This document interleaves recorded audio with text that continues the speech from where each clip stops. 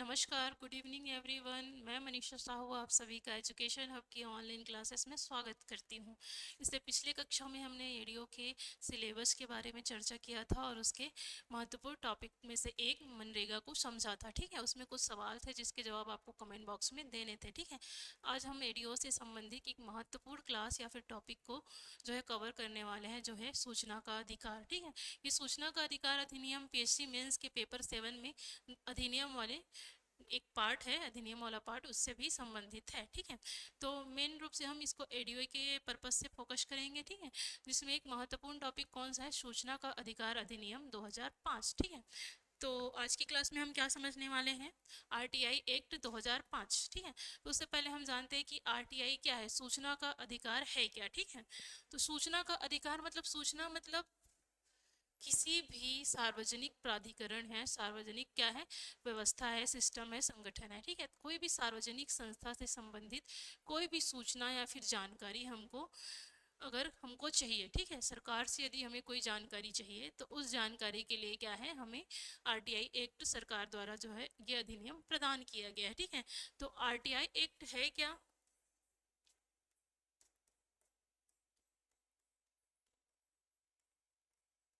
सबसे पहले ये क्या है। ठीक है, तो क्या है, ये क्या है, किसी भी सार्वजनिक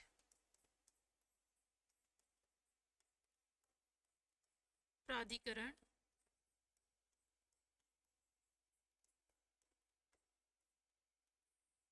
से संबंधित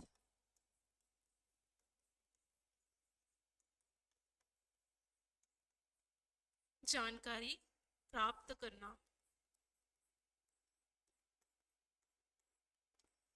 मांगना या प्राप्त करना। क्या ही सूचना का अधिकार अधिनियम के तहत किसी भी भारतीय नागरिक को यह अधिकार दिया गया है कि वो किसी भी सार्वजनिक प्राधिकारी या फिर सार्वजनिक सिस्टम के द्वारा क्या कर सकती है, अपनी से जुड़ी हुई कोई महत्वपूर्ण जानकारी जो है मांग सकती है। अपने से जुड़ी हुई या फिर किसी भी सिस्टम में कोई योजना आई है, कोई भी कार्यक्रम हुआ है, कोई सड़क बना है या फिर कोई क्या हुआ है, कहीं पे मनरेगा का काम हुआ है, तो उसमें कितना पैसा जो है लगा है और कितना खर्च हुआ है, जो आवंटित कुल राशि है, क्या उसका सही से उपयोग हुआ है ये नहीं या नहीं, इसके बारे में जानकारी हम जो है मांग सकते हैं। ठीक है, सरकार से। तो ये जो है आरटीआई एक्ट का मुख्य क्या है, जो है इसका कार्य है। ठीक है, उसके बाद इसका उद्देश्य देखते हैं। उद्देश्य क्या है, सबसे पहले पारदर्शिता लाना,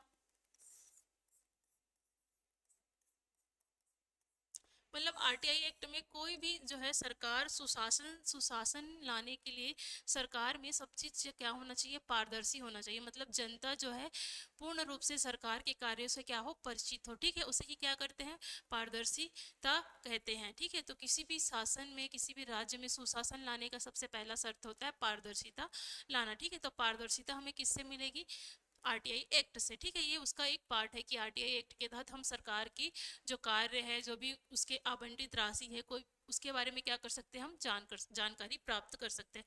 तो पहला मोस्ट इंपॉर्टेंट क्या है, इसका उद्देश्य पारदर्शिता लाना। दूसरा क्या, भ्रष्टाचार को कम करना। ठीक है, भ्रष्टाचार में कमी लाना। और तीसरा महत्वपूर्ण है, नागरिकों को सरकार के कार्यों से जोड़ना, नागरिकों को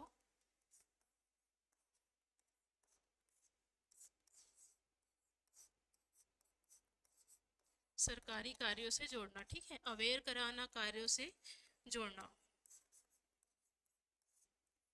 तो इतना हमने देखा कि आरटीआई क्या है ना, क्या आप सूचना प्राप्त कर सकते हैं। ठीक है, इसका उद्देश्य क्या है। उसके बाद हम इसमें देखते हैं कि आरटीआई एक्ट जो है उसके लिए प्रोसेस क्या हुआ, कैसी कैसी प्रक्रियाएं हुई, ऐसे कब जो है भारत में या फिर विश्व में ये जो है प्रारंभ हुआ। ठीक है, तो सबसे पहले जो है ये,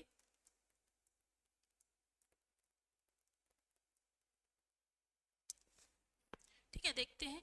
सबसे पहले विश्व में 1766 के आसपास क्या हुआ, स्वीडन ऐसा देश था, ठीक है। विश्व में कौन सा देश था जहाँ सबसे पहले आया, स्वीडन। स्वीडन ऐसा देश था जहाँ सबसे पहले 1766 में जो है आरटीआई एक्ट जो है लाया गया, ठीक है। तो ये क्वेश्चन पूछा जाता है, तो विश्व में सबसे पहले कहाँ आया, स्वीडन में आया। उसके बाद 1950 में फिनलैंड और नॉर्वे में लाया, कहाँ गया, फिनलैंड और नॉर्वे देश थे, इन्होंने 1750 के आसपास क्या आया, आरटीआई एक्ट लाया, ठीक है। और ब्रिटेन में कब आया, 1966 में ब्रिटेन में आया, ब्रिटेन में 1966 में, और 1974 में यूएसए में आया, ठीक है, अमेरिका में आया। उसके बाद 1980 के आसपास संपूर्ण विश्व में क्या हो गया, ये जो है किसी न किसी माध्यम से संपूर्ण विश्व में ये जो है प्रारंभ हो गया, ठीक है। तो हमने देखा कि सूचना का अधिकार जो है सबसे पहले स्वीडन देश ने लाया, उसके बाद नॉर्वे और फिनलैंड थे, ठीक है, ब्रिटेन में जो 1966 के आसपास आया, 1974 में यूएसए में आया, फिर संपूर्ण विश्व में ये जो है 1980 तक फैल गया, ठीक है। इसके बाद भारत का देखते हैं हम लोग, ठीक है। भारत में यह जो है सबसे पहले जो है 1886 के आसपास जयपुर में, ठीक है, राजस्थान के जयपुर में क्या हुआ था, सबसे पहले जो है आरटीआई एक्ट जो है प्रारंभ हुआ था, ठीक है। अधिनियम प्रारंभ होने से पूर्व ही जो है राज्य सरकार जो है अपना कानून बना सकती है, और कानून बना के उसे क्या कर सकती है, लागू कर सकती है। तो एक मॉडल के रूप में राजस्थान सरकार जो थी जयपुर में जो है आरटीआई एक्ट जो है लाई थी, ठीक है। तो क्वेश्चन अगर आया कि भारत में सबसे पहले जो है आरटीआई जो है कब लाया, कौन सा जो है राज्य लाया था, तो राजस्थान लाया था। राजस्थान के कौन से शहर, जयपुर में, ठीक है। उसके बाद हम देखते हैं क्या होता 1997 में, कब, 1997 में एच डी गौरा थे। एच डी गौरा ने क्या किया था, आरटीआई का क्या किया था, सूचना का अधिकार अधिनियम का एक प्रारूप तैयार किया था। प्रारूप मतलब ब्लूप्रिंट, ठीक है, एक ब्लूप्रिंट कि उसमें क्या क्या हो सकता है, क्या क्या नहीं हो सकता है। तो ब्लूप्रिंट कब आया, 1997 के आसपास ब्लूप्रिंट तैयार किया एच डी गौरा ने, ठीक है। फिर ये कब पारित हुआ, तो ये पारित हुआ 2002 में, ठीक है, 2002 में ये क्या हुआ, पारित हुआ। फिर 2003 में इसे मंजूरी मिली, और ये कब लागू हुआ, तो 2005 में यह लागू हुआ, ठीक है। हमने क्या देखा, 1997 में एच डी गौरा ने क्या किया, इसका प्रारूप तैयार किया, क्या तैयार किया, प्रारूप, एक ब्लूप्रिंट बनाया, ठीक है। उसके बाद इसे जो है 2002 में विधान लोकसभा और राज्यसभा ने 2002 में इसे क्या कर दिया, पारित कर दिया, ठीक है। फिर इसमें बहुत विवाद हुआ था, ठीक है, विवाद हुआ था। उसके बाद विवादों के बाद ये जो है 2003 में यह जो है पारित हो गया। पारित होने के बाद इसे राष्ट्रपति से मंजूरी कब मिली, 2003 में मंजूरी मिली। मंजूरी मिलने के बाद भी ये विवादित था। विवादित होने के कारण यह जो है 12 अक्टूबर, कब, 12 अक्टूबर सन 2005 को, 12 अक्टूबर सन 2005 को यह क्या हुआ, संपूर्ण भारत में लागू हुआ, संपूर्ण भारत में लागू हुआ, संपूर्ण भारत में क्या हुआ, लागू हुआ। इतना तक समझ में आ गया, हमने देख लिया कि इसका इतिहास कैसे कैसे है, क्या क्या हुआ, कौन कौन से देश में पहले प्रारंभ हुआ, ठीक है। इसके बाद हमने देखा कि भारत में जयपुर में सबसे पहले लाया गया था। फिर एच डी गौरा है जिन्होंने क्या किया, इसका प्रारूप तैयार किया। प्रारूप तैयार करने के बाद इसे अधिनियम जो है पारित हुआ, मंजूरी मिली। फिर ये संपूर्ण भारत में कब लागू हुआ, 12 अक्टूबर सन 2005 को, ठीक है। इंपॉर्टेंट डेट है, इस डेट को याद रखें। ये कब लागू हुआ, 12 अक्टूबर सन 2005 को, ठीक है। अब एक क्वेश्चन देख लेते हैं, विश्व में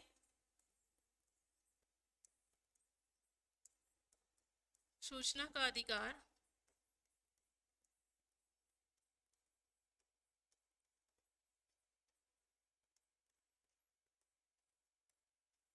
किस देश से प्रारंभ माना जाता है, किस देश में, किस देश से, किस देश से प्रारंभ हुआ है,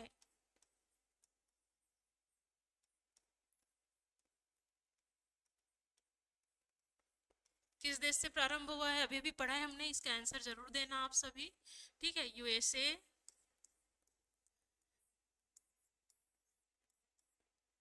यूके,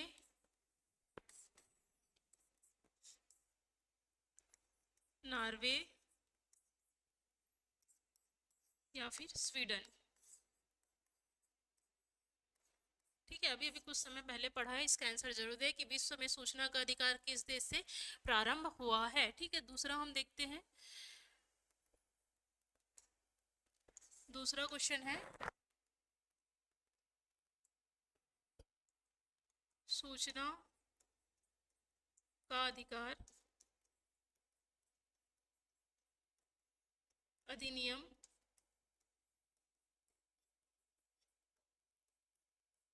कब लागू हुआ?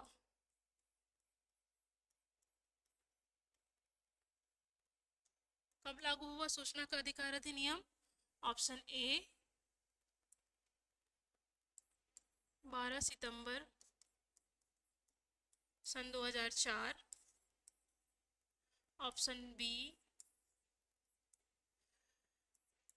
12 नवंबर सन 2005, ऑप्शन सी 12 अगस्त 2005, या ऑप्शन डी 12 अक्टूबर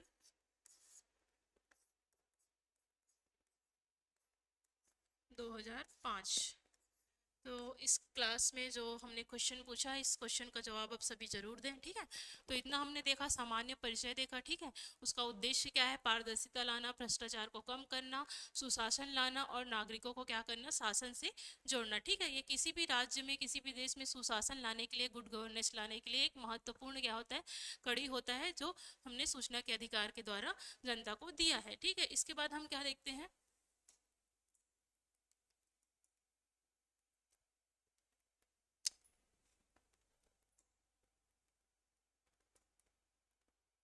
हाँ, सूचना का अधिकार कब आ गया? हमारा आ गया 12 अक्टूबर सन 2005 को। कोई भी अधिनियम आता है, ठीक है, तो उस अधिनियम में क्या होता है? उस अधिनियम में धाराएं होती हैं, अध्याय होता है और अनुसूची होती है। ठीक है, तो एक एक ये बुक है। ठीक है, तो बुक में क्या दिया रहता है? सबसे पहले पृष्ठ में, सबसे पहले पृष्ठ में सूची या फिर अनुसूची दी होती है। क्या दी होती है? अनुसूची। ठीक है, तो अनुसूची क्या बता देती है? अनुसूची बता देती है कि उसके अंदर हमको क्या क्या मिलेगा। ठीक है, तो अनुसूची के अंदर क्या होता है? अध्याय। अध्याय बताता है इसमें हम किसके किसके बारे में पढ़ेंगे। ठीक है, अध्याय में जैसे पार्ट एक पार्ट दो जैसे पढ़ते थे, अध्याय एक अध्याय दो। ठीक है, वैसे भी क्या होती है? किसी भी अधिनियम के अंतर्गत अध्याय होता है। ठीक है, संविधान में बात भाग होता है और किसी भी अधिनियम के अंदर कर क्या होती है? अध्याय होती है। ठीक है, तो अध्याय के अंदर में क्या होती है? धाराएं होती है। ठीक है, तो धारा हमेशा अधिक मिलेगा अध्याय से और अध्याय हमेशा अधिक मिलेगा अनुसूची से। ठीक है, तो हम देखते हैं कि आरटीआई एक्ट, ठीक है, किसमें? आरटीआई एक्ट में। आरटीआई एक्ट में क्या है? कितनी अनुसूची है? तो कितनी अनुसूची है? तो आरटीआई एक्ट में टोटल 2 अनुसूची हैं। कितने अध्याय हैं? तो इसमें 6 अध्याय हैं। और कितनी धाराएं हैं? तो इसमें कुल धाराएं हैं 31, 31। कितनी धाराएं हैं? 31। ये मोस्ट इंपॉर्टेंट है, कभी कभी डायरेक्ट इसी से क्वेश्चन आ जाता है कि आरटीआई एक्ट में कुल कितने अध्याय हैं, कितनी अनुसूची है और कितनी धाराएं हैं। तो कितनी अनुसूची है? 2 अनुसूची हैं। 2 अनुसूची हैं। कितने अध्याय हैं? 6 अध्याय हैं। और कितनी धाराएं हैं? तो 31 कुल धाराएं हैं। इतना तक आपको समझ में आ गया? ठीक है, तो अनुसूची में क्या बात करते हैं? अनुसूची के भीतर क्या बताई जाती है? कौन कौन से जो हैं आरटीआई एक्ट के अंतर्गत आते हैं, कौन कौन से नहीं आते हैं। तो अनुसूची एक, अनुसूची एक पहली अनुसूची और ये नीचे वाली हो गई दूसरी अनुसूची। तो पहली अनुसूची में आता है क्या? आरटीआई एक्ट का लागू ना होना। पहला क्या है? ना होना, आरटीआई का लागू ना होना।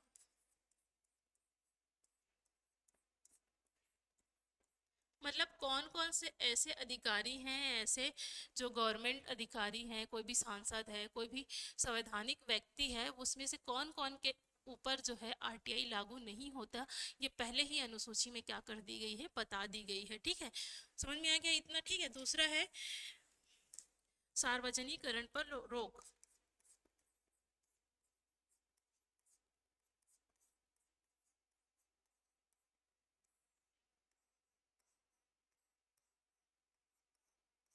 दूसरा क्या है, दूसरा अनुसूची सार्वजनिकरण पर रोक। सार्वजनिकरण पर रोक का अर्थ क्या है, यदि कोई भी मतलब भारत की सुरक्षा से जुड़ा हुआ मुद्दा है, ठीक है, किसी भी भारतीय सुरक्षा से जुड़ा हुआ मुद्दा जो है सार्वजनिकरण उसका नहीं किया जा सकता। उसी के बारे में बताया गया है कि कौन कौन से ऐसे मुद्दे हैं, कौन कौन से सूचनाएं हैं जिसे सार्वजनिक या फिर पब्लिक नहीं किया जा सकता। ये कौन सी अनुसूची में बताई गई है, ये बताई गई है अनुसूची 2 में, ठीक है। कौन से अनुसूची में, अनुसूची नंबर 2 में, ठीक है। तो इसमें क्या क्या है, इसमें आएंगे जो भी राष्ट्रीय सुरक्षा से संबंधित डॉक्यूमेंट हैं, दस्तावेज हैं, राष्ट्रीय सुरक्षा से संबंधित दस्तावेज, राष्ट्रीय सुरक्षा से संबंधित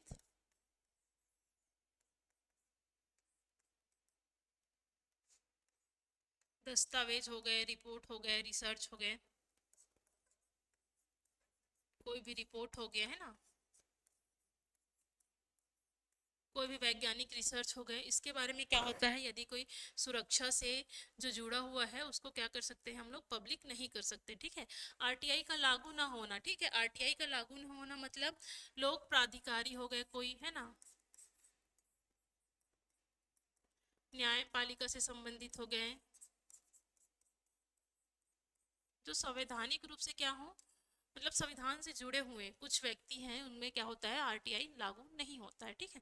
हमने 2 अनुसूचियां देख ली। अनुसूची के बाद अध्याय, टोटल कितने अध्याय हैं, अध्याय हैं 6। इसमें से धारा जो है, सभी धाराओं को पढ़ना महत्वपूर्ण नहीं होता है, जो इंपॉर्टेंट धाराएं हैं उसमें से कुछ कुछ धाराओं को याद करना जो है अत्यंत ही इंपॉर्टेंट है, क्योंकि डायरेक्ट क्या होता है, कभी कभी धाराओं से पूछ दिया जाता है, ठीक है।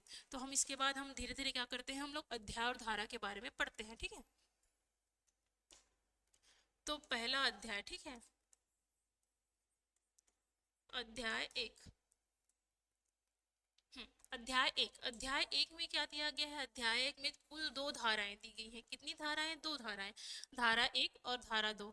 जब भी हम किसी अधिनियम को पढ़ते हैं, ठीक है, तो अधिनियम का पहला धारा क्या कहता है, अधिनियम का पहला धारा उसका इंट्रोडक्शन देगा, ठीक है। इंट्रोडक्शन मतलब उसका नाम और उसका विस्तार बताएगा। नाम तो हम क्या जानते हैं, इस एक्ट का नाम क्या है, इसका नाम है सूचना का अधिकार अधिनियम, सूचना का अधिकार अधिनियम। इस एक्ट का नाम क्या है, सूचना का अधिकार अधिनियम 2005। ये पहली धारा में बताई गई है। अब इसका विस्तार, इसका विस्तार कहाँ है, ये संपूर्ण भारत में लागू है, संपूर्ण भारत में क्या है, इसका विस्तार है, संपूर्ण भारत में इसका विस्तार देखने को मिलेगा। तो पहला धारा समझ में आ गया। धारा नंबर 1, धारा नंबर 1 में क्या बताई गई है, धारा नंबर 1 में उसका नाम बताया गया है और उसका विस्तार बताया गया है। ये 2 चीजें आप सभी को समझ में आ गई, ठीक है। धारा नंबर 1, अध्याय 1 के अंदर तक 2 धाराएं हैं। धारा 1 नाम और विस्तार। अब हम देखते हैं धारा 2। तो किसी भी अधिनियम को पढ़ेंगे तो धारा 1 और धारा 2 सभी में सेम रहता है। धारा 1 में क्या दिया जाएगा, नाम और विस्तार दिया जाएगा। धारा 2 में परिभाषाएं बताई जाएंगी। परिभाषाएं मतलब वह कौन कौन सी चीजें हैं, कौन कौन से शब्द हैं, ठीक है, कौन कौन से ऐसे शब्द हैं जो संपूर्ण धारा में जिसका क्या होता है, उपयोग होता है, ठीक है, उससे पहले ही परिभाषित कर दी जाती है। जैसे कि हम गणित में पढ़ते हैं तो पहले जब पढ़ते थे तो किसी भी साइन का, मान लो ऐसा साइन है या फिर ऐसा साइन है, तो इस साइन का अर्थ जो है पहले ही क्या कर दिया जाता था, डिफाइन कर दिया जाता था। वैसे ही क्या किया गया है, इसमें परिभाषा के माध्यम से उस व्यक्ति को या फिर उस जानकारी को पहले ही क्या किया गया है, छोटे रूप से परिभाषित किया गया है, ठीक है। तो धारा 2 में क्या दिया गया है, परिभाषाएं दी हैं, जिसमें बहुत सारी परिभाषाएं बताई गई हैं, जिसमें से महत्वपूर्ण है 2F। 2F को याद रखिए। 2F में क्या बताया गया है, 2F में बताया गया है सूचना। तो हम यहाँ पे डिटेल में देखेंगे 2F। 2 धारा 2 के अंतर्गत क्या है, ABC। धारा 2 के अंदर धारा A, धारा B, धारा C, ऐसे करते करते कहाँ तक गए, 2F, ठीक है, धारा 2F। कौन सी धारा, धारा 2F। 2F, 2F में क्या दिया गया है, सूचना। सूचना मतलब जानकारी, इंफॉर्मेशन, ठीक है, किसको बोलेंगे हम, इंफॉर्मेशन। तो किसी भी संस्था से जुड़ा हुआ क्या क्या क्या आएगा इसमें, सूचना में क्या क्या आ सकता है, सूचना में क्या क्या आ सकता है, सूचना में आएगा कोई भी दस्तावेज, ठीक है,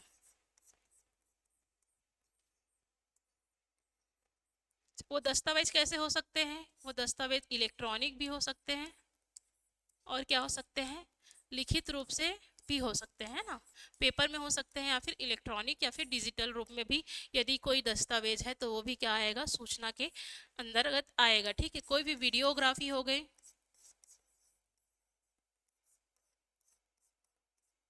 कोई भी ऑडियोग्राफी हो गई, वीडियोग्राफी या फिर कोई भी ऑडियोग्राफी। ठीक है,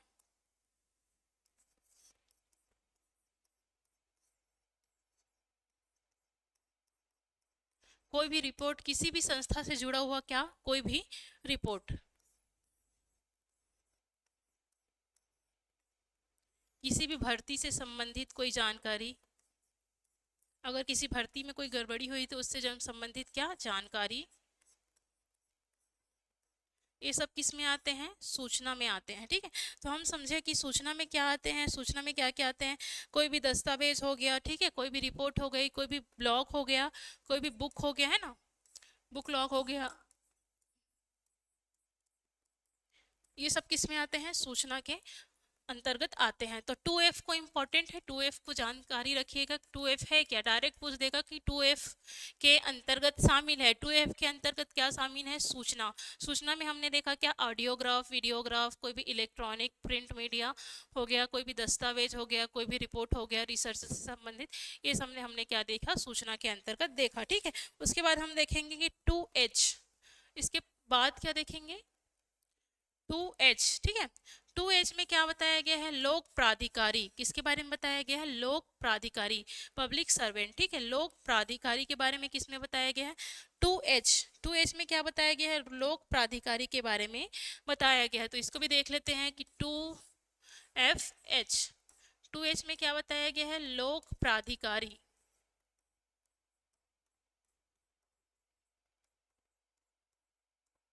अब ये लोक प्राधिकारी क्या होते हैं, ठीक है, कोई भी सांसद, कोई भी गवर्नमेंट एम्प्लॉय, कोई भी शासकीय कर्मचारी, क्या हो गए, शासकीय कर्मचारी,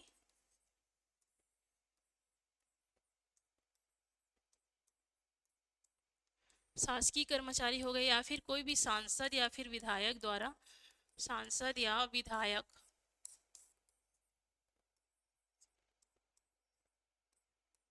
द्वारा, विधायक द्वारा नामित या फिर नियुक्त,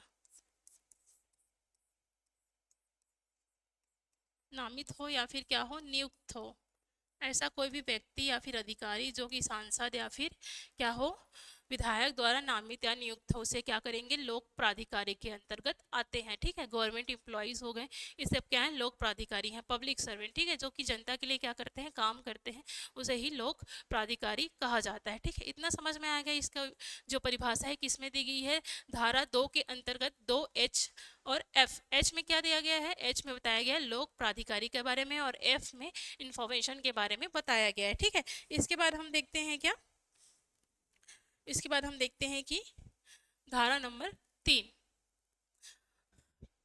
2 के अंतर्गत परिभाषा दी गई है। परिभाषा में सिर्फ 2 परिभाषा को याद रखना है, 2F और 2H को। इसके बाद और कोई भी परिभाषा जो है इसमें इंपॉर्टेंट नहीं है।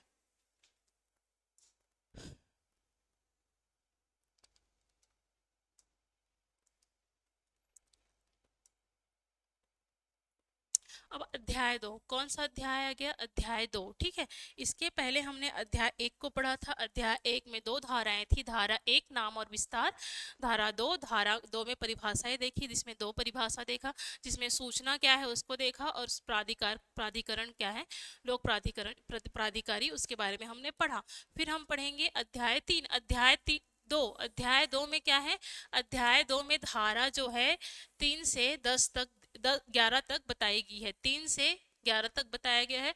अध्याय 2 में कितनी धाराएं दी गई हैं, धारा नंबर 3 से धारा नंबर 11 तक जो है इसमें बताया गया है। तो धारा नंबर 3 से धारा नंबर 11 में देखते हैं क्या क्या बताया गया होगा।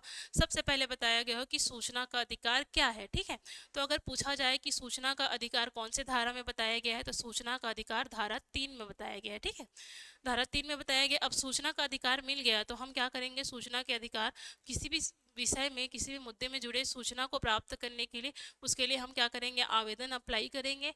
आवेदन अप्लाई करने के बाद जो जो प्रोसेस होगा, ठीक है, उस प्रोसेस के बारे में अध्याय 2 में धारा 3 से 11 तक में बताया गया है। ठीक है, तो इतना समझ में आ गया। तो ठीक है, हम इसके बाद क्या देखते हैं, सूचना का क्या देखते हैं हम लोग, अधिकार देखते हैं। ठीक है, सूचना का अधिकार क्या है, सूचना का अधिकार ये एक संवैधानिक अधिकार है। क्या है, संवैधानिक अधिकार। ठीक है, संवैधानिक और विधिक दोनों अधिकार है। ठीक है, संवैधानिक वह विधिक अधिकार है। ठीक है, विधिक अधिकार मतलब क्योंकि इसके लिए क्या बनाया गया है, दूसरा अधिनियम लाया गया, दूसरा कानून लाया गया संसद द्वारा, इसलिए इसको क्या बोलेंगे, विधिक अधिकार है। क्योंकि ये संविधान के मौलिक अधिकार, संविधान के मूल या फिर मौलिक अधिकार, मौलिक अधिकार। ठीक है, संविधान में हमें कितने मौलिक अधिकार दिए गए हैं, कुल 6 मौलिक अधिकार दिए गए हैं। पूर्व में 7 है। ठीक है, जिसमें 7वें नंबर के संपत्ति के अधिकार को हटा दिया गया है। तो वर्तमान में कुल कितने जो है मौलिक अधिकार है, मौलिक अधिकार हैं टोटल 6 मौलिक अधिकार है। ठीक है, तो उसी में से एक अधिकार है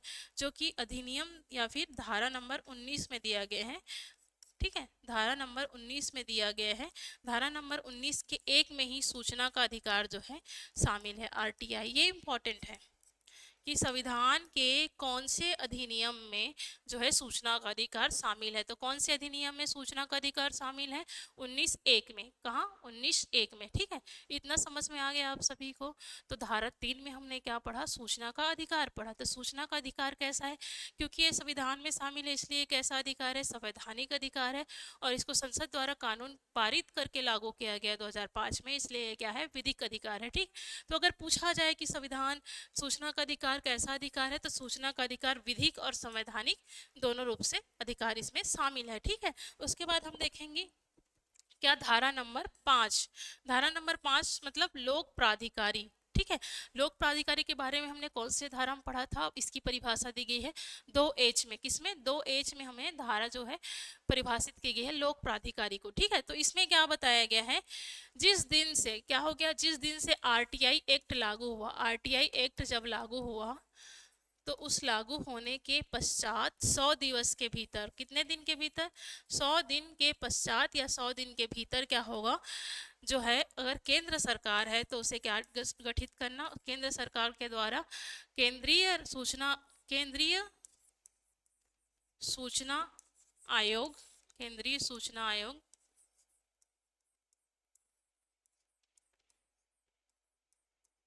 और यदि राज्य है तो राज्य सूचना आयोग। क्या, राज्य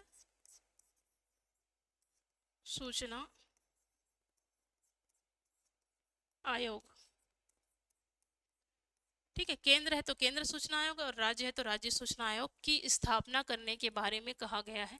ये धारा 5 में बताया गया है। तो ये धारा 5 में बस इतना है कि लोक प्राधिकारी हैं, उसको अपने संगठन में, अपने संस्था में क्या करना है, एक सूचना अधिकारी को, ठीक है, क्या करना है, नियुक्त करना है। इसके बारे में धारा 5 में बताया गया है। ठीक है, उसके बाद हम लोग देखते हैं धारा 6, किसके बारे में देखेंगे, धारा 6 में। ठीक है,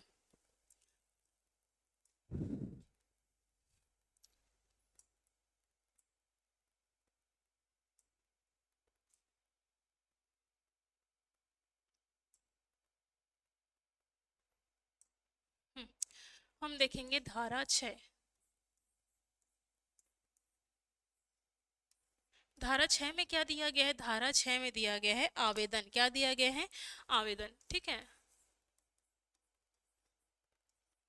आवेदन कौन करता है, आवेदन कौन देता है, आवेदन कोई भी नागरिक है, कोई भी भारत के नागरिक है। ये भारत के नागरिक को क्या चाहिए, किसी मुद्दे से जुड़ा क्या चाहिए, जानकारी चाहिए। ठीक है, तो इस मुद्दे से जुड़े जानकारी के लिए क्या करेगा, सूचना प्राप्त करने के लिए, सूचना प्राप्त करने के लिए आवेदन भरेगा। ठीक है, आवेदन करेगा। तो उसी आवेदन के बारे में क्या बताया गया है, धारा 6 में बताया गया है। ठीक है, तो आवेदन की का उल्लेख कौन सी धारा में किया गया है, तो आवेदन का उल्लेख किया गया है धारा नंबर 6 में। ठीक है, तो ये आवेदन देगा। ठीक है, तो आवेदन देगा तो ये आवेदन किस रूप में दे सकता है, आवेदन दे सकता है लिखित रूप में। ठीक है, पेपर में लिखित रूप में दे सकता है या फिर मैसेज कर सकता है, मतलब इलेक्ट्रॉनिक मीडिया में दे सकता है। ठीक है, इलेक्ट्रॉनिक रूप से भी क्या कर सकता है, आवेदन दे सकता है।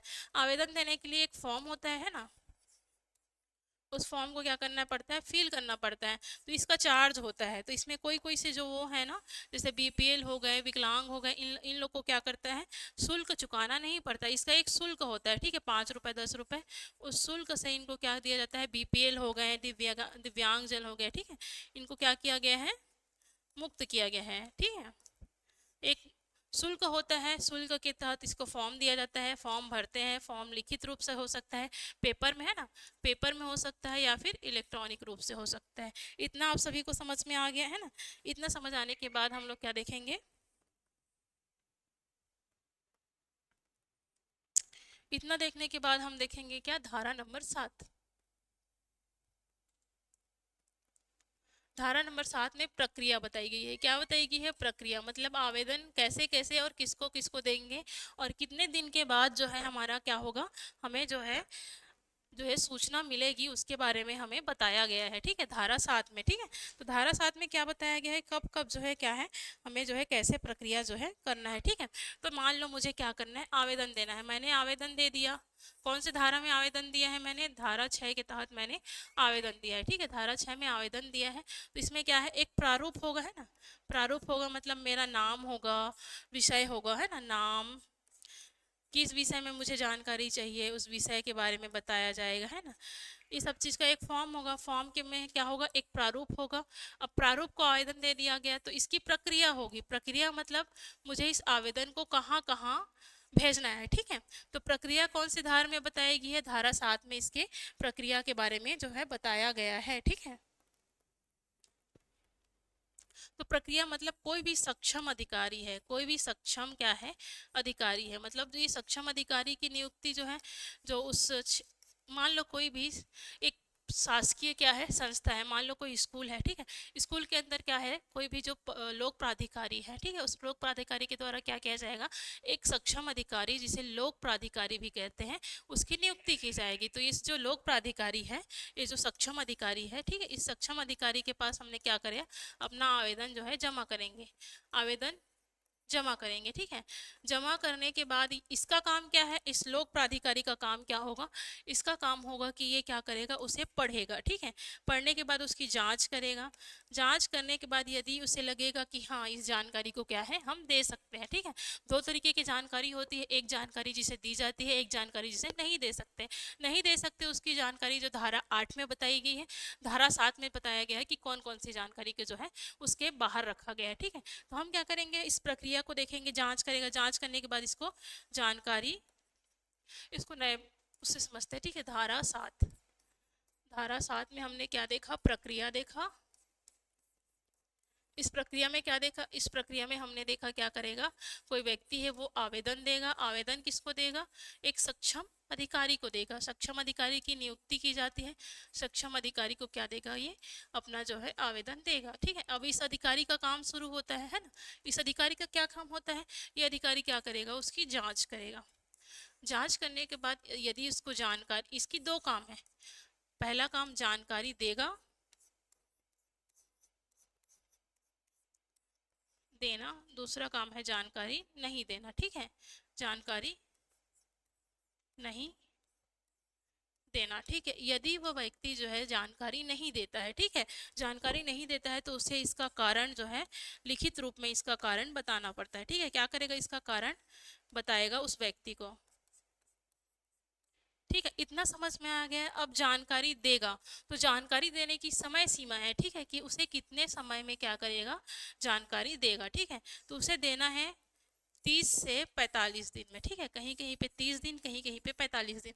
ये सूचना के मतलब जिस बारे में हमें सूचना चाहिए, उस सूचना के विषय पर या फिर उसके जो है महत्व पर डिपेंड करता है। तो मैक्सिमम कितना दिन में उसे सूचना प्राप्त देना ही है, 30 दिन में। ठीक है, अब यदि वो जानकारी जो है व्यक्तिगत है, ठीक है, किसी व्यक्ति के जीवन से जुड़ा है, ठीक है, किसी व्यक्ति के किससे जुड़ा है, कि जान से, जीवन से जुड़ा है। ठीक है, जीवन और स्वतंत्रता से जुड़ा है व्यक्ति। ठीक है, किसी व्यक्ति के मतलब वो जानकारी ऐसी है कि उससे क्या है, उसके किसी जीवन को, किसी व्यक्ति के जीवन और मृत्यु से संबंधित जानकारी है।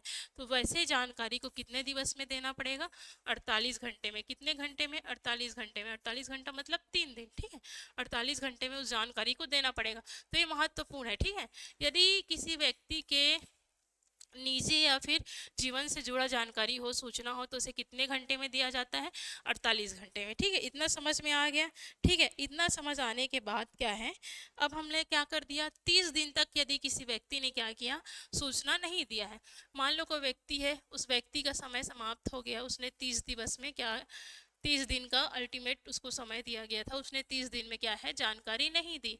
तो इस जान नहीं दी तो ये क्या करेगा, अपील करेगा। ठीक है, क्या करेगा, अपील करेगा 90 दिन के भीतर। कितने दिन के भीतर, 90 दिन के भीतर ये अपर आयुक्त के पास, अपर सक्षम प्राधिकारी, अपर सक्षम प्राधिकारी के पास,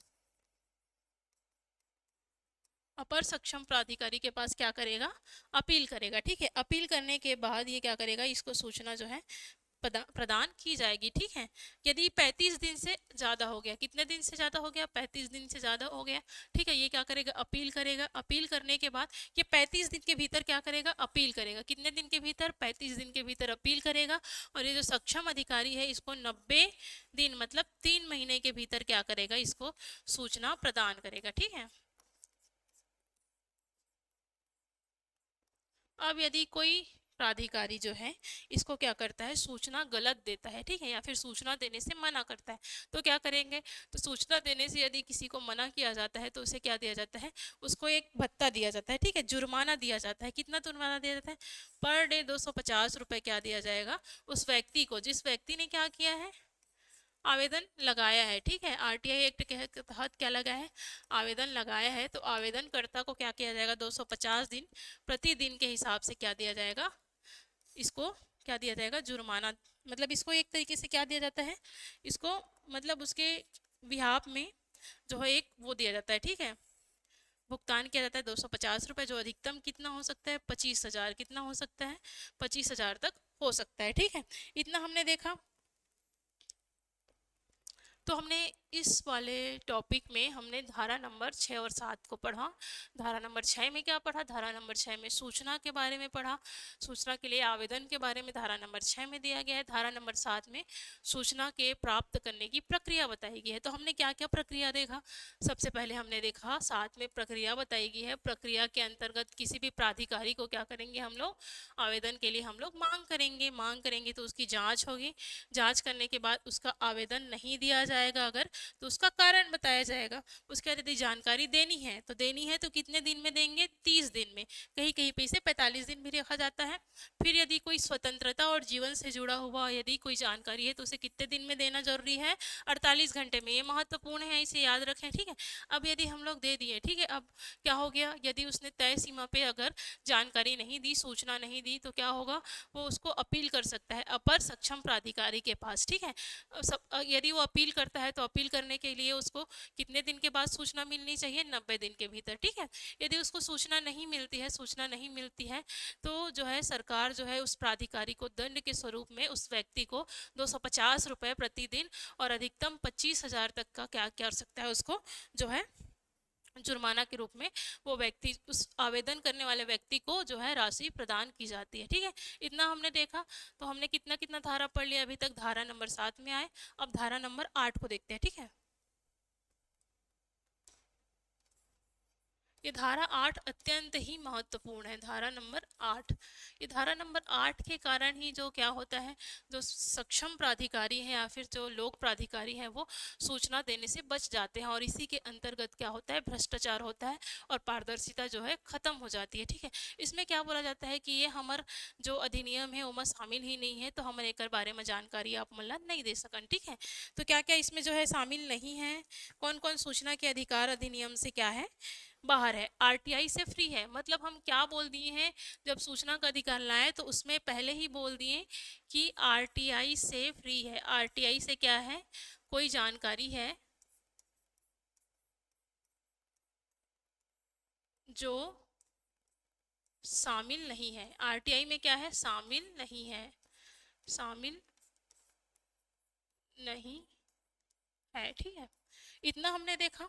आरटीआई एक्ट में क्या है, धारा 8 में बताया गया है, आरटीआई एक्ट के अंतर्गत जो जानकारी जो है शामिल नहीं है। तो कौन कौन सी शामिल नहीं है, तो कोई भी राष्ट्र या फिर राज्य से जुड़ा हुआ क्या करना, मान लो क्या है, किसी भी देश का क्या है, सुरक्षा से जुड़ा हुआ कोई जानकारी है, सुरक्षा से जुड़ा हुआ कोई जानकारी हो, किससे जुड़ा हुआ, सुरक्षा से जुड़ा हुआ, किसी भी राज्य या फिर देश से संबंधित। ठीक है, राष्ट्र के बारे में हो, भारत के बारे में, या फिर राज्य मतलब छत्तीसगढ़ जैसे राज्यों के बारे में जुड़ा हुआ कोई सुरक्षा संबंधी जानकारी हो। ठीक है, दूसरा कोई भी क्या, कोई भी वैज्ञानिक रिसर्च, ठीक है, वैज्ञानिक क्या है,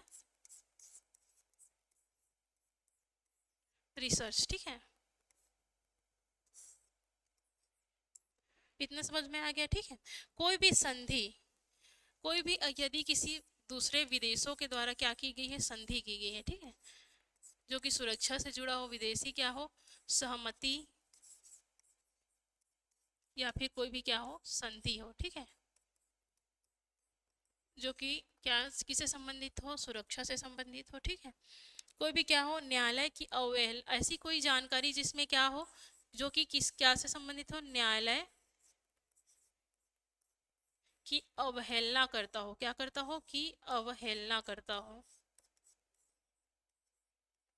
मतलब यदि कोई व्यक्ति ऐसे आवेदन करता है जो क्या करता है, न्यायपालिका की क्या करता है, अवहेलना, ठीक है, तो वो जानकारी जो है नहीं दी जा सकती, ठीक है। कोई भी जो है मंत्रिमंडल से संबंधित या फिर सचिवों से संबंधित कोई बात हो, ठीक है, या फिर कोई भी विश्वसनीय या मतलब किसी विश्वास पे जुड़ा हुआ कोई रिश्ता हो, मतलब भारत देश का विश्वास से संबंधित कोई रिश्तेदार, विश्वास से संबंधित कोई मुद्दा हो, ठीक है, मतलब भारत से विश्वास के आधार पे किसी दूसरे देश ने क्या किया है, कोई संधि किया है, कोई समझौता किया है जो विश्वास के आधार पे हो, तो वह जानकारी जो है जनता को प्रदान नहीं की जा सकती, ठीक है। किसी भी अपराधी से पूछताछ किया गया हो, ठीक है, किसी भी अपराधी से पूछताछ किया गया हो,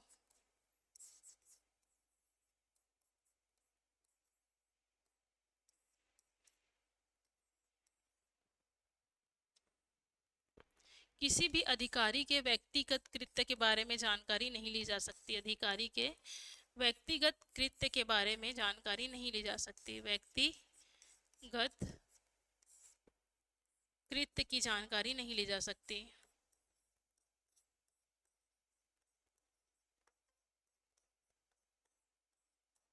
तो ये इससे और भी अधिक जो है टॉपिक हैं, मतलब कोई विषय है जो शामिल नहीं है, लेकिन मुख्य रूप से इतने विषयों को समझ लीजिए जो कि सवाल जो है पेपर में पूछा जाता है। को राष्ट्र या फिर देश से सुरक्षा के संबंध में कोई विदेशी संधि हो गई हो, सहमति हो, कोई विश्वास के रिश्ते से जुड़ा हुआ हो, है ना, कोई भी संधि हो, कोई वैज्ञानिक रिसर्च हो, या फिर कोई व्यक्तिगत जानकारी जो है वो आरटीआई एक्ट में शामिल नहीं है, ठीक है, ये धारा 8 में बताई गई है, ठीक है। उसके बाद हम देखते हैं धारा 9 और धारा 10, ठीक है। 9 10 में कुछ खास नहीं है, 11 में क्या बताया गया है, धारा 11 में बताया गया है,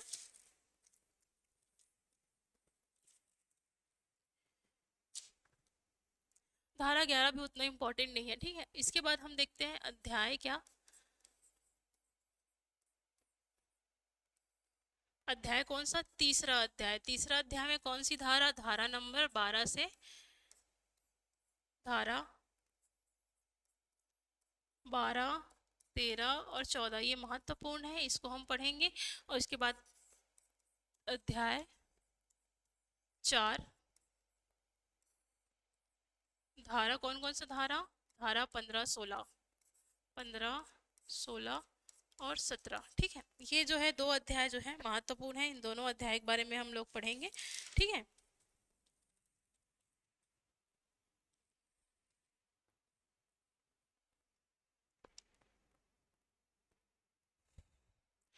तो आज की क्लास में हमने जो पढ़ा, उम्मीद करती हूँ आप सभी को समझ में आया होगा और आपके लिए ये जो है सरल और सहज रूप से आपके सामने प्रस्तुत हुआ होगा, आपको याद होगा और आपके लिए उपयोगी भी होगा, ठीक है।